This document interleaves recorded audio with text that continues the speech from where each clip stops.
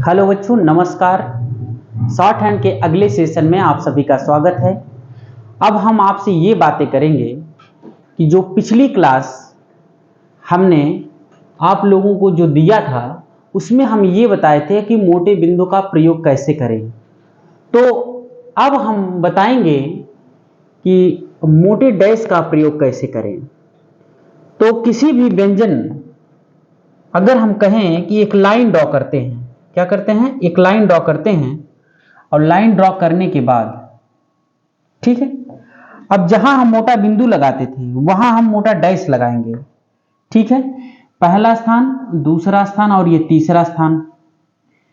स्थान सबसे ज्यादा इसलिए इंपॉर्टेंट है क्योंकि मोटे बिंदु या मोटे डैश या कोई भी स्वर किसी व्यंजन के पहले स्थान से दूसरे स्थान पर जैसे ही परिवर्तन करते हैं स्वर बदल जाता है। जैसे अब हम यहां कहें कि मोटा डैश अगर पहले स्थान पर हमने लगा दिया तो यहां हम पढ़ेंगे आ। ठीक है, क्या पढ़ेंगे, आ। उसी प्रकार अगर हम दूसरे स्थान पर मोटा डैश लगा देते हैं तो इसे हम पढ़ते हैं ओ। क्या पढ़ते हैं, ओ। इसी मोटे डैश को हम तीसरे स्थान पर लगा देते हैं तो इसे हम पढ़ते हैं बड़ा ऊ। बड़ा ऊ छोटा ऊ का मतलब आप समझ रहे होंगे, इसमें समझाने की बहुत ज्यादा जरूरत है नहीं। ठीक है, बस समझाना जो है वो है शॉर्ट हैंड। तो पहले लगाएं या बाद में लगाएं, आ ही पढ़ते हैं। पहले लगाएंगे तो पहले पढ़ेंगे, बाद में लगाएंगे तो बाद में पढ़ेंगे। ये चीजें क्लियर हो गई होंगी। अगर नहीं भी क्लियर हुई हैं तो पिछली क्लास एक बार देख लेंगे। ठीक है, तो अब हम करते क्या है, किसी व्यंजन को लेकर के इसका प्रयोग करते हैं। पहले वीडियो में जब स्वर का पहला वीडियो हम बनाए तो उसमें हम पहला जो व्यंजन लिए थे उसमें हम क लिए थे। अब इसमें हम कोई दूसरा व्यंजन लेते हैं। जैसे हम कहें कि इसमें हम क्या ले लेते हैं, चलिए इसमें हम पा ले लेते हैं। क्या लेते हैं, पा। ये पा का व्यंजन है, ये चीज आपको पता होगी। तो हम करते क्या हैं कि पहले स्थान पर, यानी यहां से शुरू किया तो पहला स्थान यहां, दूसरा यहां, तीसरा यहां, तो पहले स्थान पर एक डैश हमने रख दिया। तो पहले स्थान पर व्यंजन की पहले रखा, इसको हम पहले पढ़ेंगे। यानी हम इसको पढ़ेंगे क्या, इसको हम पढ़ेंगे आ। क्यों, इसलिए कि हम किसी मोटे डैश को किसी व्यंजन के पहले स्थान पर रखते हैं, उसको हम आ पढ़ते हैं। इसीलिए इस व्यंजन के पहले स्थान पर मोटा डैश रख दिया, इसको हमने आ पढ़ लिया। इसके बाद जो व्यंजन है वो लिखा गया है पा, तो हमने यहां लिख दिया प, यानी ये हो गया आप। इतनी चीजें समझ में आई। ठीक है, हर क्लास अच्छे से समझेंगे। जहां नहीं समझ में आएगा उसको आप कमेंट बॉक्स में कमेंट कर सकते हैं। ठीक है, ठीक। अब देखिए, अब इसी मोटे डैश को हम पहले स्थान पर न रख करके हम दूसरे स्थान पर रखते हैं, यानी हम इसको यहां रखते हैं। ये चीजें समझ में आई। अब हम पहले स्थान पर न रख करके हम इसको दूसरे स्थान पर रखेंगे, तो दूसरा स्थान यहां हो जाता है। अब हम यहां रख दिए। अब होता क्या है कि दूसरे स्थान पर मोटा डैश रखने से हम ओ पढ़ लेते हैं। क्या पढ़ लेते हैं, ओ। तो इसको हम पहले ओ पढ़ेंगे और फिर इसके बाद प का व्यंजन पढ़ लेंगे, यानी ये हो जाएगा ओप। इतनी चीजें क्लियर हुई। सारी चीजें क्लियर करते हुए चलेंगे। फिर हम प का व्यंजन लेते हैं और प के व्यंजन लेने के बाद इसी मोटे बिंदु को, मोटे डैश को हम तीसरे स्थान पर रखेंगे। क्या करेंगे, मोटे डैश को हम तीसरे स्थान पर रखेंगे। अब इसको हम पढ़ेंगे क्या, इसको हम पढ़ेंगे ऊ, फिर इसके बाद पढ़ेंगे पा, यानी हम बड़ा ऊ पढ़ेंगे, फिर इसके बाद पा पढ़ेंगे।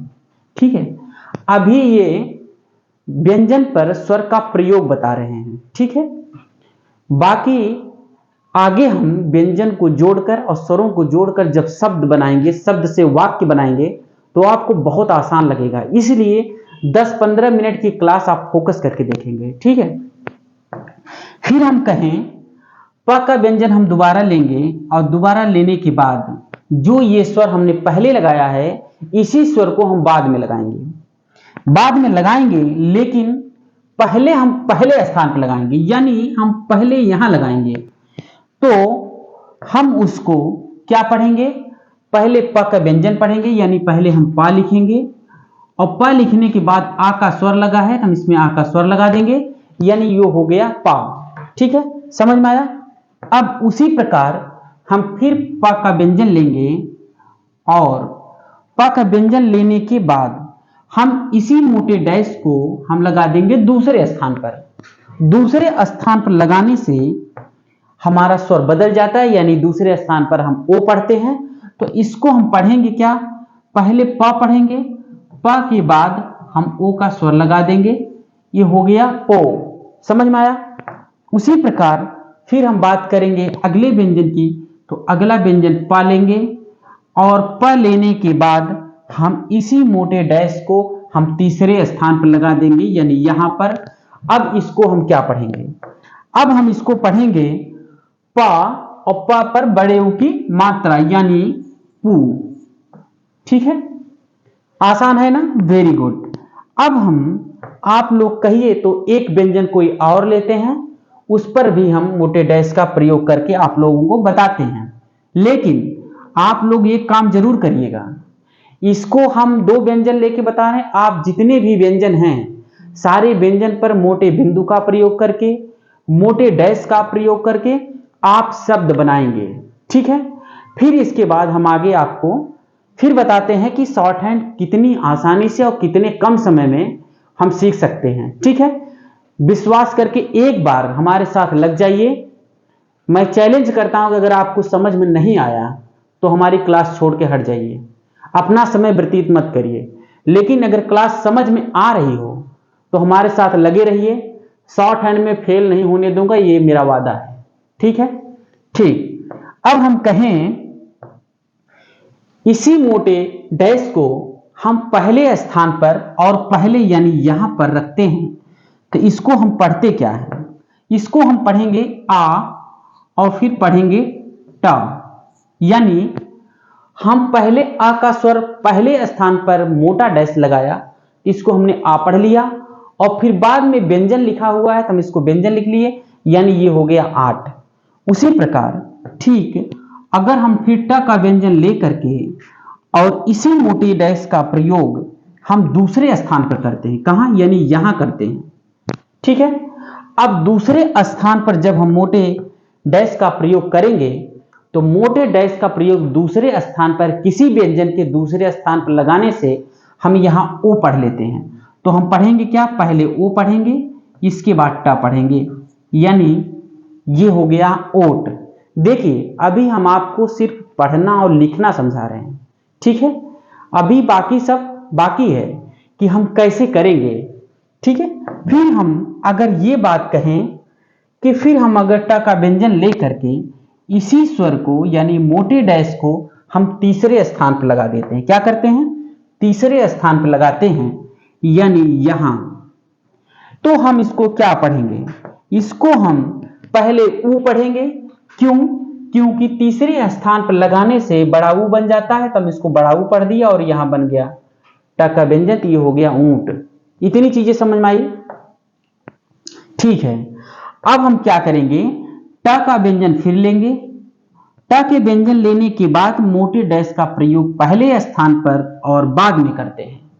ठीक है, तो बाद में करने से क्या होता है कि हम उसी स्वर को बाद में पढ़ते हैं, यानी पहले हम ट लिखेंगे और ट लिखने के बाद हम आ का स्वर लगाएंगे। देखिए यहां आ का स्वर पहले आया, हमने पहले लगाया व्यंजन के, तो हमने आ का स्वर व्यंजन के पहले पढ़ा। यहां हमने ट व्यंजन के बाद स्वर लगाया, तो हम यहां ट व्यंजन के बाद स्वर लगाया। ये चीज समझ में आया। ठीक है, अब हम क्या करते हैं, फिर ट लेंगे और ट लेने के बाद इसी मोटे बिंदु को हम दूसरे स्थान पर लगाते हैं। क्या करते हैं, दूसरे स्थान पर लगाते हैं, यानी दूसरा स्थान ये हो जाता है। तो दूसरे स्थान पर लगाने से हम पहले ट का व्यंजन पढ़ेंगे, ट के व्यंजन पढ़ने के बाद दूसरे स्थान पर मोटा डैश लगाए हैं तो दूसरे स्थान पर ओ का स्वर होता है, तो हम ट पर ओ का स्वर लगा देंगे। क्लियर हुआ? ठीक है। फिर ट का व्यंजन लेते हैं और उसको हम मोटे डैश को हम तीसरे स्थान पर लगाते हैं। क्या करते हैं? तीसरे स्थान पर लगाते हैं, यानी यहां पर लगाते हैं। तो इसे हम अब क्या पढ़ेंगे? इसे हम पढ़ेंगे टू, यानी तीसरे स्थान पर बड़ा ऊ लगाते हैं तो हम बड़ा ऊ ट में लगा दिए, ये हो गया टू। ठीक है, ये रही हमारी दूसरी क्लास, यानी स्वर के प्रयोग में दूसरी क्लास। तीसरी क्लास लेकर के हम आप लोगों के सामने फिर उपस्थित होंगे। अगर हमारी क्लास आप लोगों को समझ में आ रही है तो समर्थन करिए, लाइक सब्सक्राइब करिए। Thank you so much.